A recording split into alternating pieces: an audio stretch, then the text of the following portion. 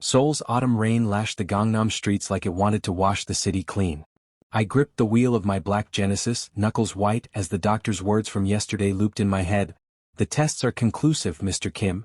Natural conception isn't possible for you. Infertility. The diagnosis hit harder than any rejection I'd ever faced. For 3 years, I'd endured hormone shots, scheduled intimacy, and the slow erosion of hope with Daniel, my husband of 4 years. We were supposed to start a family.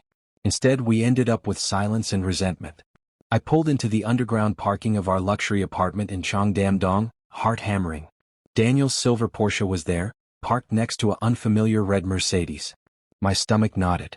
Probably just a late meeting. Nothing more. The elevator ride up felt endless. When the doors opened to our penthouse foyer, the lights were low, mood lighting we'd once used for romantic dinners. Then I heard it, soft laughter, a woman's voice, Daniel's low murmur. My legs moved on autopilot toward the master bedroom. The door stood slightly open. I pushed it wider. Daniel was on our king-sized bed, shirt discarded, tangled with his marketing director, Jeju. She was astride him, blouse unbuttoned, lips trailing his collarbone. They froze the second they saw me. Alex. Daniel's tone held irritation, not shame. Rainwater dripped from my coat onto the heated marble floor. What the hell is this? Jeju slid off him gracefully, adjusting her skirt like I'd interrupted a casual chat. We didn't expect you back so early, Appa. Daniel sat up, raking fingers through his hair. Look, this isn't. Isn't what? My voice cracked despite my effort to stay calm. Isn't you screwing someone else in our bed?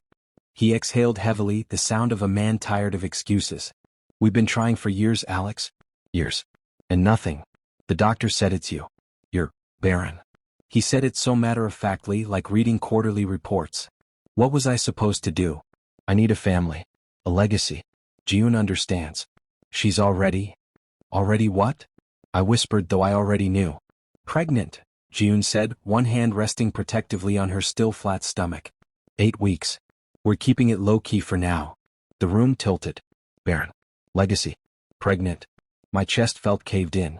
I'd loved this man since our university days in Hongdae, late-night ramen runs, his startup dreams in a tiny Gangnam office, the proposal at Namsan Tower with the city lights sparkling below.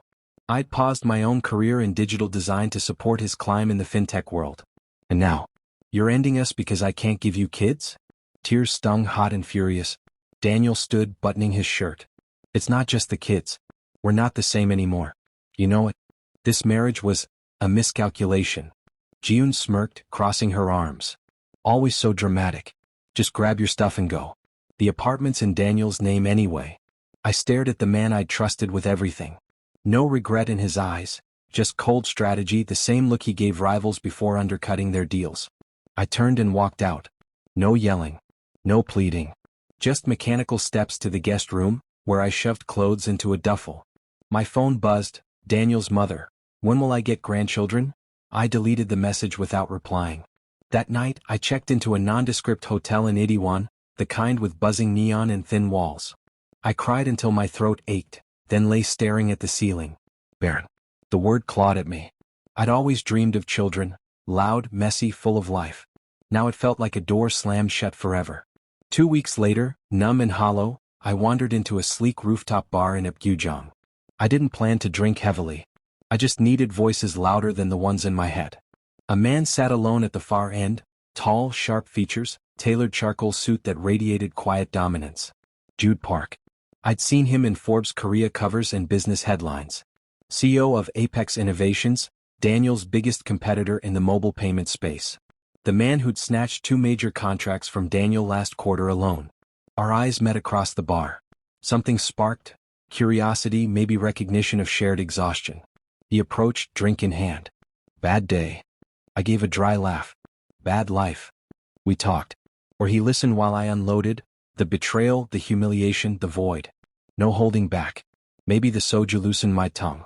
Maybe his steady gaze made it safe. You're worth more than him, Jude said quietly. Daniel always chases short-term wins. I look for long-term value. I met his eyes. And what value do you see? You. What began as comfort turned into something deeper. Shared drinks became late dinners at hidden restaurants in Gil. Dinners became nights at his minimalist penthouse overlooking the Han River.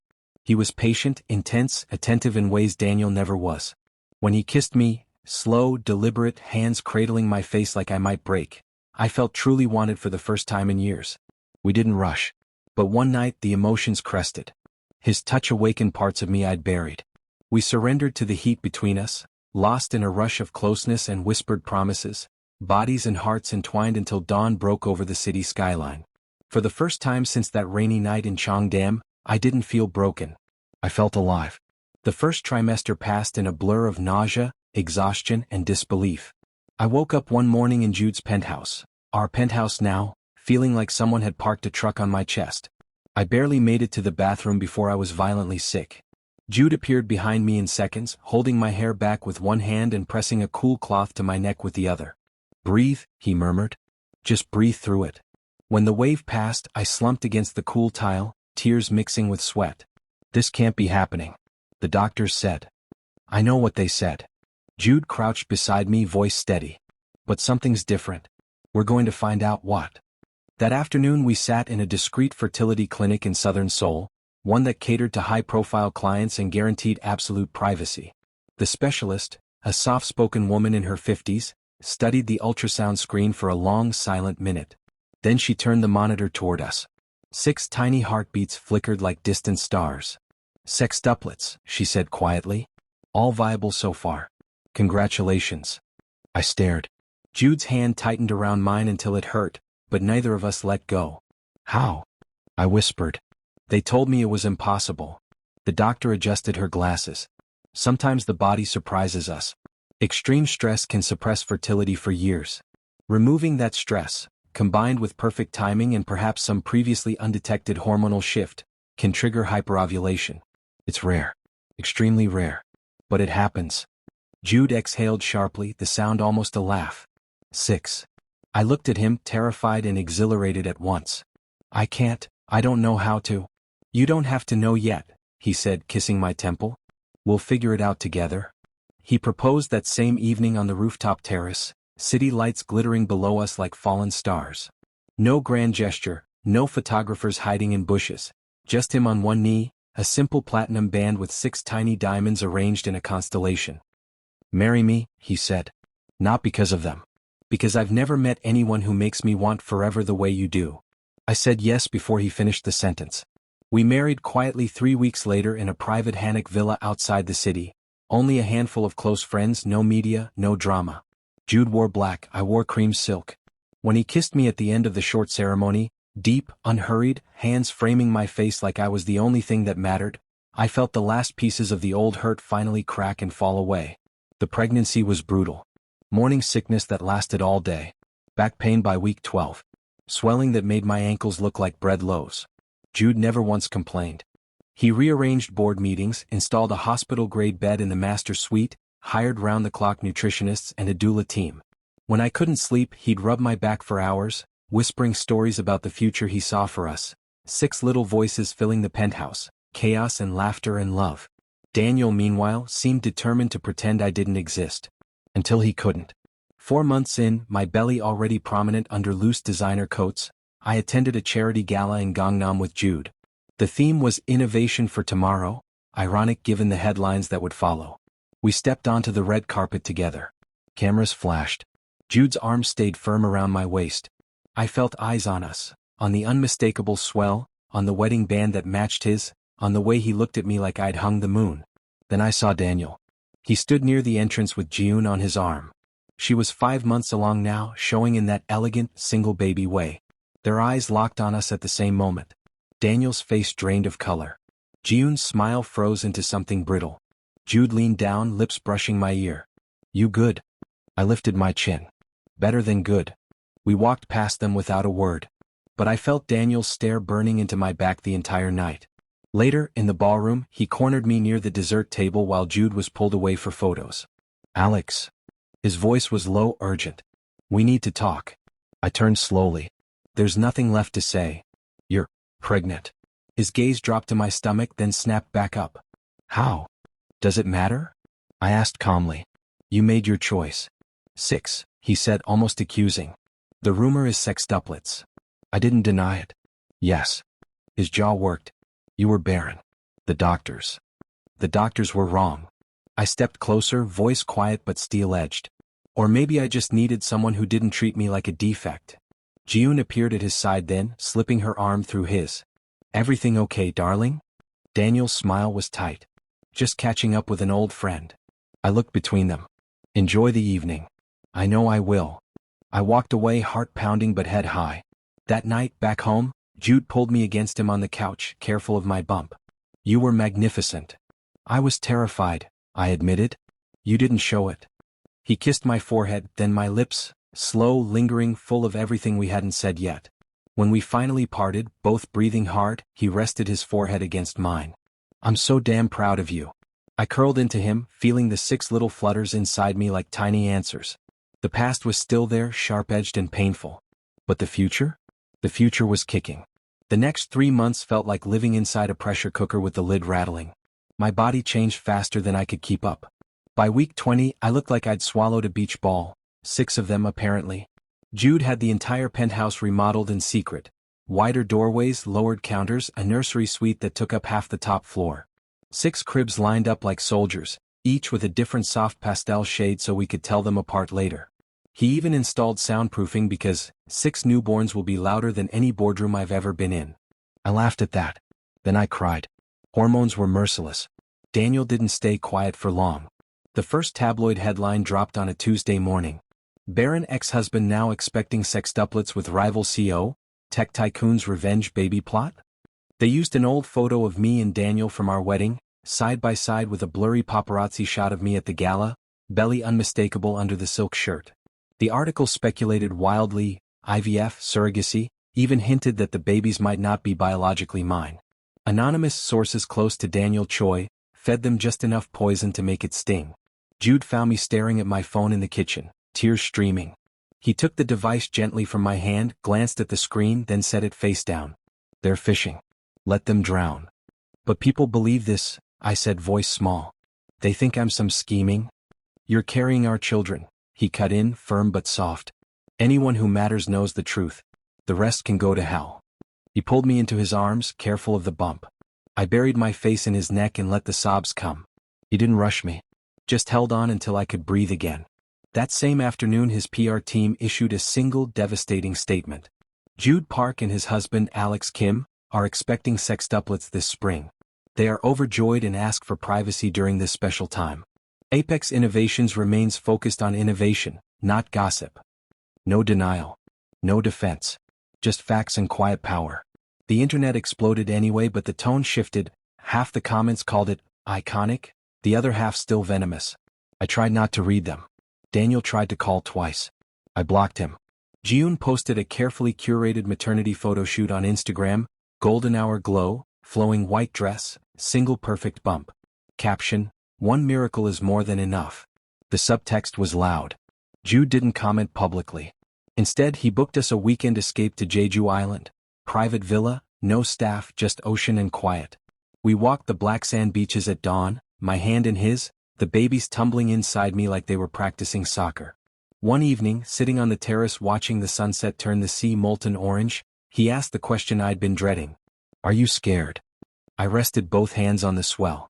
Terrified. 6 is insane. What if I can't handle it? What if I'm not enough? Jude turned my face toward him. You already are. You survived the worst thing a partner can do to you and came out the other side carrying life. 6 lives. You're not just enough, Alex. You're everything. He kissed me then, slow, deep, the kind of kiss that made the world narrow to just us. His hands slid to my jaw, thumbs brushing my cheekbones, lips moving with a tenderness that still stole my breath every time. When we finally parted, foreheads pressed together, I felt the babies kick in unison like they approved.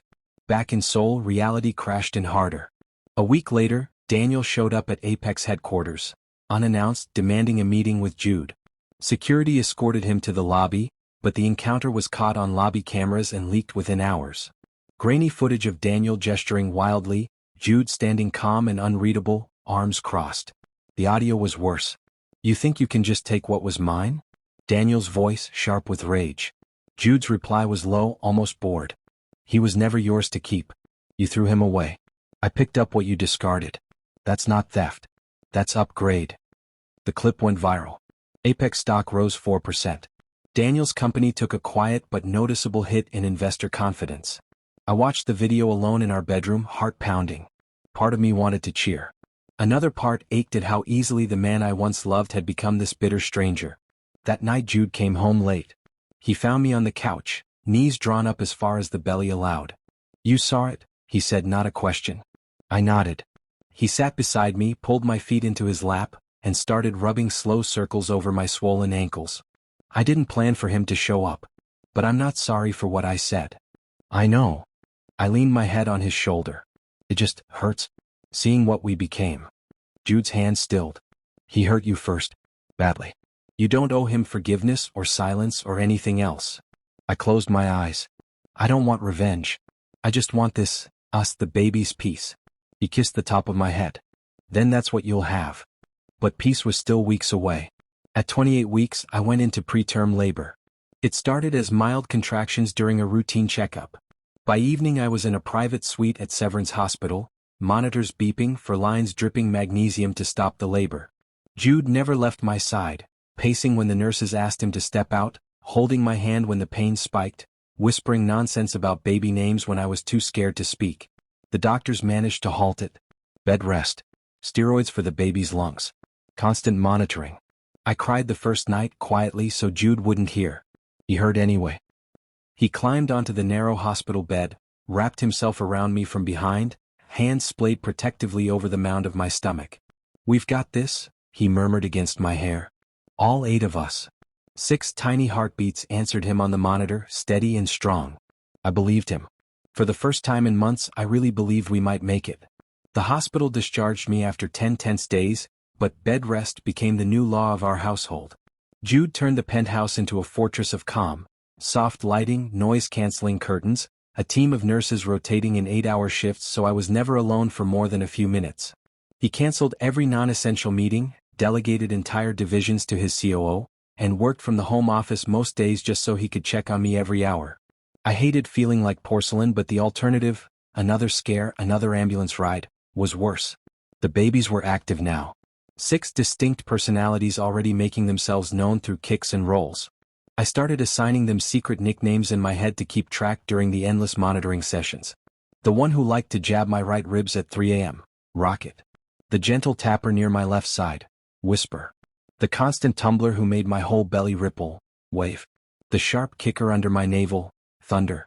The slow rolling pusher on the bottom left, Tide. And the quiet one who only moved when everyone else settled, Echo. Jude caught me murmuring to them one afternoon while I lay propped on a mountain of pillows. "You're talking to them again?" he said from the doorway, sleeves rolled up, tie loosened. "They're chatty today." I patted the space beside me. "Come feel." He crossed the room in 3 strides and slid onto the bed, careful not to jostle me. His large hand covered most of my belly. We waited. Then, thump thump thump, Rocket answered first, followed by a slow roll from Tide. Jude's eyes widened every time, like it was the first miracle all over again. "Still can't believe it," he whispered. 6 of them. All ours. I laced my fingers through his. "You're not scared." "Every damn day." He pressed a kiss to my temple. "But mostly I'm grateful. For you. For this chaos we're about to walk into." We stayed like that until the nurse came to check my blood pressure. Jude kissed me before he left the room, slow, lingering, lips moving with that quiet intensity that still made my pulse jump. His hand lingered on my cheek, thumb brushing the corner of my mouth. "Rest," he ordered softly. "I'll be back in 20. But rest was a fantasy. The media storm refused to die. Every few days a new article surfaced, some sympathetic, from heartbreak to hyperfertility, Alex Kim's miracle journey, others vicious, gold digger or genuine. The truth behind the sextuplets scandal. Anonymous accounts on forums dissected every photo, every public appearance, trying to prove the babies weren't mine, that Jude had paid for an experimental procedure, that I'd somehow tricked the system. Then came the worst one. A gossip site published what they claimed was an exclusive interview with a close friend of Daniel Choi. The quotes were brutal. Alex was always fragile. Daniel tried for years to make it work, but the infertility broke him. Now he's using those babies as a weapon, parading them around with his new husband to humiliate Daniel. Just pathetic, really. 6 kids won't fix what's broken inside him. I read it in secret while Jude was on a call. The words sliced deeper than I expected. Not because they were true, because they echoed the worst fears I still carried. That maybe I was broken. That maybe this was all too good, too fast, and it would collapse the second the babies arrived and reality hit. I didn't cry. I just felt cold. Numb in a way I hadn't since the night I walked out of our old apartment. When Jude found me staring blankly at the ceiling an hour later, he knew instantly. "Talk to me," he said, sitting on the edge of the bed. I handed him my phone without a word. He scrolled, jaw tightening with every line. When he finished, he set the phone aside very carefully, like he was afraid he'd crush it. "None of this is true," he said. "I know." My voice sounded thin. "But it still hurts. Hearing someone say out loud what I've been afraid of since the beginning." He shifted closer, pulling me against his chest as best he could with the mountain between us. "You are not broken, Alex. You were hurt, badly, but you healed. You grew 6 lives inside you after everyone said it was impossible. That's not fragility. That's strength most people can't even imagine." I closed my eyes. What if I fall apart when they're here? 6 of them, Jude. I can barely walk to the bathroom without help right now. Then we fall apart together. He tilted my chin up. "I'm not going anywhere. Not for 1 second. We hire help, we take shifts, we cry in the pantry at 4 a.m. if we have to. But we do it together." His certainty anchored me. I nodded, small and shaky. That weekend, Jude did something I never expected. He invited my mother. We hadn't spoken much since the divorce. She'd stayed neutral, painfully so, saying only that she wanted me to be happy. But she'd never met Jude, never seen me pregnant, never really acknowledged how much Daniel's betrayal had shattered me. Jude tracked her down through an old mutual friend and flew her in from Busan without telling me. She arrived Saturday morning while I was napping on the living room chaise. I woke to the sound of her voice, soft, hesitant, talking to Jude in the kitchen. "Never thought he'd find someone who'd look at him the way you do." Jude's reply was quiet. "He deserves that. And more." I pushed myself up, heart pounding. She stepped into the living room a moment later, eyes already shining. "Yama," I whispered. She crossed the room in a rush and wrapped her arms around me as best she could. We both cried, messy, hiccuping sobs that made the babies kick in protest. "I'm so sorry," she said against my hair. "I should have come sooner. I should have said more." "You're here now," I managed. She pulled back, studying my face then my belly. Her hand trembled as she touched the swell. "6, she breathed. "My brave boy." Jude stood in the doorway, arms crossed, looking quietly pleased with himself. We spent the afternoon together, her telling stories about my childhood, me showing her the nursery, Jude making tea and staying mostly silent so we could talk. When she left that evening, she hugged him too. "Thank you," she told him, "for giving him back his light." He only smiled. "He gave it to me first." After she was gone, I turned to him. "You planned that." "Guilty." I pulled him down for a kiss, deeper than usual, slower, full of everything I couldn't put into words. His hands framed my face, thumbs stroking my jaw, lips parting mine with gentle insistence. The world narrowed to the heat of his mouth, the steady beat of his heart under my palm, the flutter of 6 tiny lives between us. When we broke apart, both breathing unevenly, he rested his forehead against mine. "I love you," he said simply. "All of you. Every version, before, now, after." I swallowed hard. "I love you too." The next morning the contractions started again, milder this time but unmistakable. We went back to the hospital. This time they didn't stop. 32 weeks. Too early, but the doctor said the babies were strong, lungs mature enough thanks to the steroids, weights between 1.4 and 1.7 kilos each. They prepped the NICU suite for 6 micro-preemies. Jude held my hand through every check, every contraction, every terrified moment. When they wheeled me into the OR for the emergency C-section, he was right beside me in scrubs, face pale but eyes steady. "You've got this," he whispered as they draped me. "We've got this." The first cry came at 11:47 a.m., high, indignant, perfect. Rocket. Then whisper. Wait. Thunder. Tide. Echo. One by one, 6 tiny voices filled the room. I was sobbing before they even placed the first one on my chest, skin to skin, warm and impossibly small. Jude cut the cords with shaking hands, tears tracking silently down his face. When they finally laid all 6 beside me, bundled, monitored but alive, I looked at Jude. "We did it," I whispered. He leaned down, kissed me softly through his tears. "You did it." Outside the operating room the world kept spinning, headlines, rumors, old wounds. But in that room with 6 beating hearts and the man who chose me every day, none of it mattered. We were a family. Finally. The NICU at Severance felt like another world. Sterile white walls, constant beeping, hushed voices behind glass. 6 isolate beds formed a tight semicircle in the corner suite they'd reserved just for us. Each one held a tiny, impossibly fragile miracle wrapped in monitors, tubes, and soft blue and pink blankets. I couldn't stop staring. Rocket was the loudest from the start, his cry thin but furious whenever a nurse adjusted his breathing tube. Whisper barely made a sound, just quick, shallow breaths that made the oxygen monitor flicker anxiously. Wave's little chest rose and fell in perfect rhythm, already the calmest. Thunder kicked against the mattress like he was trying to escape. Tide curled into himself, fists tucked under his chin. Echo was the quietest, the one whose vitals dipped lowest overnight, sending the alarms into soft, terrifying chimes. Jude and I took turns sitting between the beds. 1 chair for each of us, pulled close enough that our knees touched. We didn't speak much the first day, just watched, touched fingertips to the plastic walls, whispered names we hadn't finalized yet. "They're so small," I said at one point, voice cracking. Jude reached across and squeezed my hand. "They're fighters. Like they're Appa." The nurses were angels, patient, gentle, explaining every number on every screen. Weight gain was measured in grams. Feeding was measured in milliliters. Every milestone felt monumental.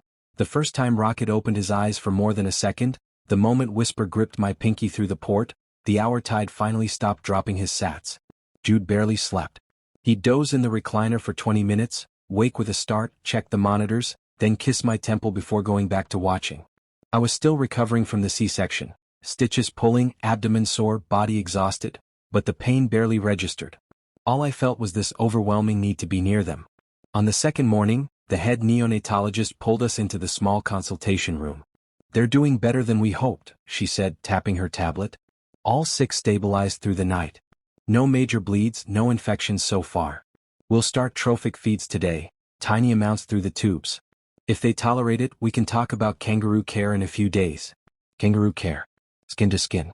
The thing I'd dreamed about since the first ultrasound. I started crying before she finished. Jude wrapped an arm around my shoulders, his own eyes glassy. "Thank you," he managed. She smiled. "You two did the hardest part. Now we just help them grow." That afternoon they let me hold Echo first. He was the smallest, the most fragile. The nurse lifted him carefully, wires and all, and placed him against my bare chest inside my hospital gown. His skin was warm, paper-thin, dusted with fine lanugo.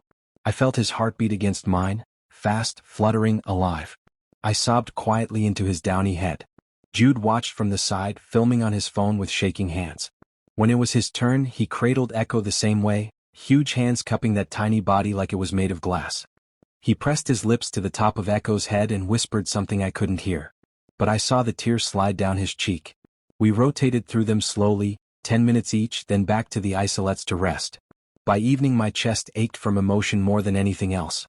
That night Daniel appeared. He didn't come to the NICU, thank God, but he showed up in the private family lounge down the hall. Security called Jude first. Jude told them to let him wait. I found out when Jude came back to the suite looking like he'd swallowed nails. "He's here," he said quietly. "Wants to see you." My stomach dropped. "No. You don't have to. I can send him away."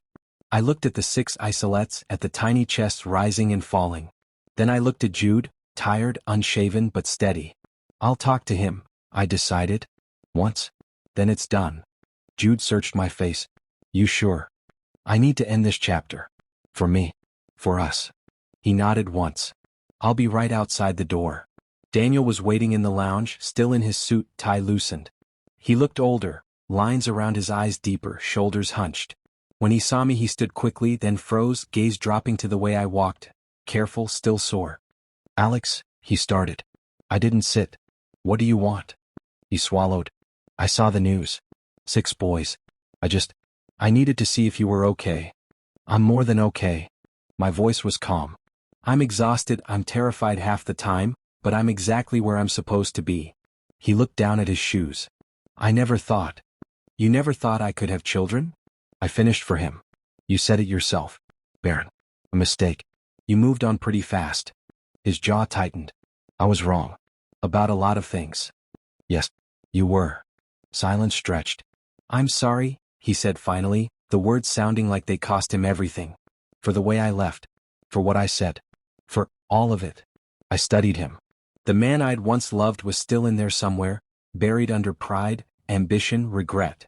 But he wasn't my responsibility anymore. I accept your apology, I said. But it doesn't change anything. I built something new. Something real. And I'm not looking back. He nodded slowly. I know. I wanted you to know I see it now. What I lost. You didn't lose me, Daniel. You threw me away. I took a breath. Go home to your family. Focus on the one you do have. He opened his mouth, closed it again. Then he turned and walked out without another word. I stood there for a long minute, letting the silence settle. When I returned to the NICU, Jude was waiting by Echo's isolette, one hand resting on the top. Gone? He asked. Gone. He pulled me into his side, careful of my incision. You okay? I leaned into him. Better than okay. That night we sat together in the dim light, watching 6 little chests rise and fall. Jude's arms stayed around me. Every so often one of the babies would stir and we'd both lean forward, holding our breath until the monitor steadied. Around 2 a.m. Rocket let out a tiny indignant squawk. The nurse smiled from her station. He's hungry, she said. Ready for his first real feed soon. Jude laughed under his breath, soft, tired, joyful. Hear that? Your firstborn's already bossy. I rested my head on his shoulder. Just like his appa. He turned and kissed me, slow, deep, full of everything the last 48 hours had held. Fear, relief, love so big it hurt. His lips lingered, gentle but sure, thumbs brushing my jaw like always. When we parted, he didn't pull away far. We made it through day 1, he whispered. Day 1 of forever, I corrected. He smiled against my mouth. Forever sounds perfect. Outside, Seoul glittered on, indifferent to the tiny lives fighting inside these walls.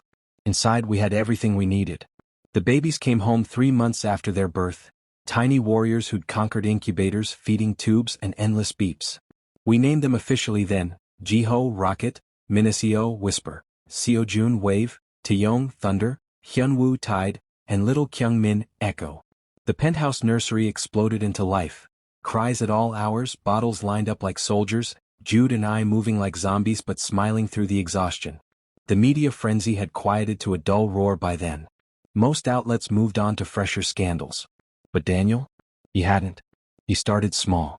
Flowers delivered to the building lobby with cards that read only, "Congratulations."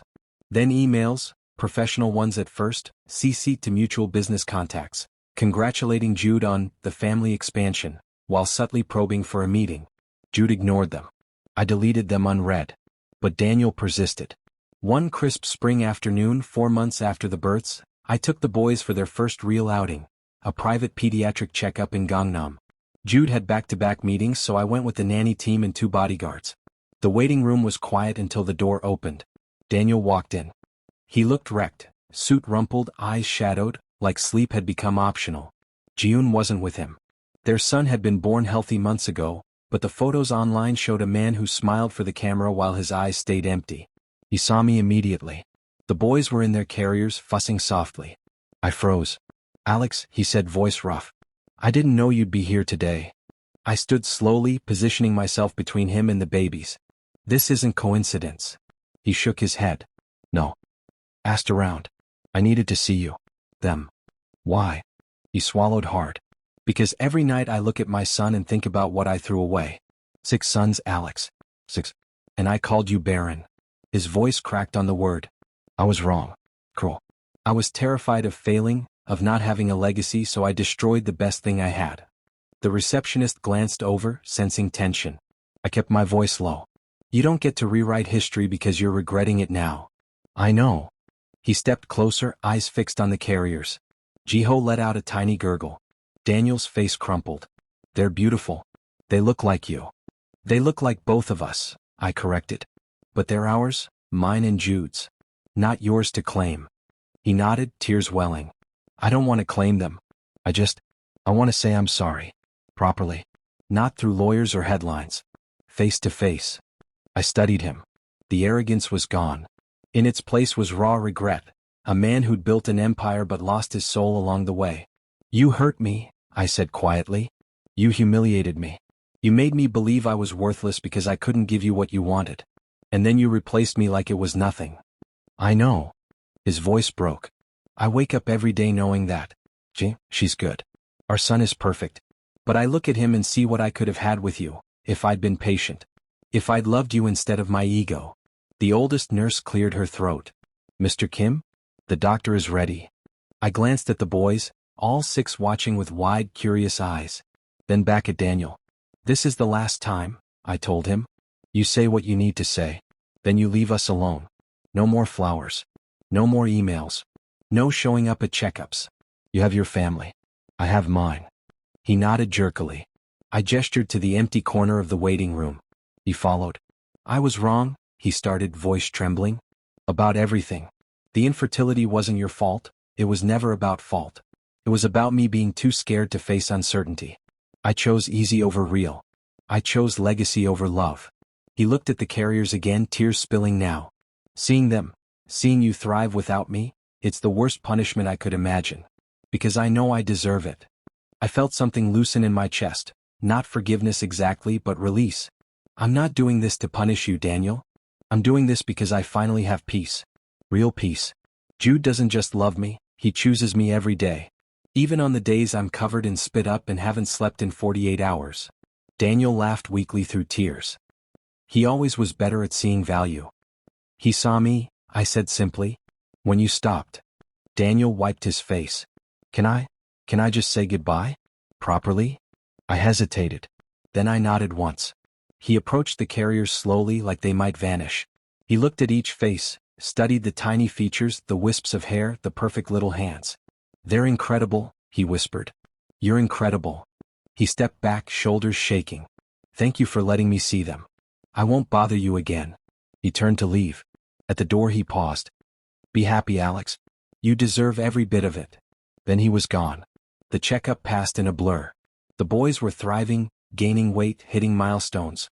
On the drive home, I stared out the window at Seoul's blooming cherry trees and felt lighter than I had in years. Jude was waiting when we got back. He took one look at my face and pulled me into the nursery, closing the door behind us. What happened? He asked, hands gentle on my arms. Daniel showed up at the clinic. He apologized. Really apologized. Saw the boys. Cried. Promised to stay away. Jude's jaw tightened. You okay? I nodded. Yeah. It hurt seeing him like that. But it also closed something. I don't hate him anymore. I just don't care. Jude pulled me close, careful not to crush me. You don't have to care. You never did again after he walked away. I tilted my head up. I choose you. Every day. He kissed me then, deep, slow, full of possession and promise. His hands cupped my face, thumbs stroking my cheeks, lips moving with that familiar heat that still made my knees weak. When we parted, he rested his forehead against mine. And I choose you, he murmured. And our 6 chaos machines. Forever. That evening we sat on the nursery floor amid scattered toys, the boys and their bouncers cooing and kicking. Jude held Kyungmin against his chest while I fed Hyunwoo. The sun set over the Han River, painting the room gold. No more shadows. No more regrets. Just us. Our family. Our forever. Thank you everyone for watching. Please don't forget to subscribe, like and share for more amazing BL stories.